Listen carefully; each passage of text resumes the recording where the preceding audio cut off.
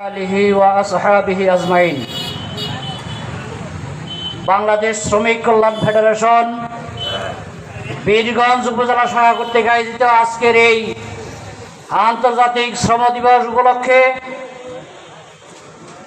আজকের এই সমাবেশের সম্মানিত সভাপতি,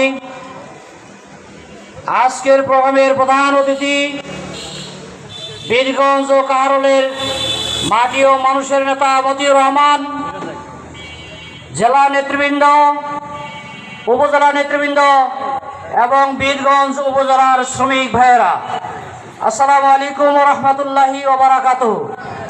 অন্যান্য জাতির ভাইদের প্রতি আন্তরিক শুভেচ্ছা রইল। আমরা পহেলা মে যখনই আসে প্রতি বছর আমরা গতানুগতিকভাবেই শ্রমিক দিবস এর আলোচনা সভা বা দিবসটি পালন করে থাকি। শ্রমিকদের যখনই দেশে কোনো দাবি আদায়ের জন্য শ্রমিকরা যখন মাঠে নামে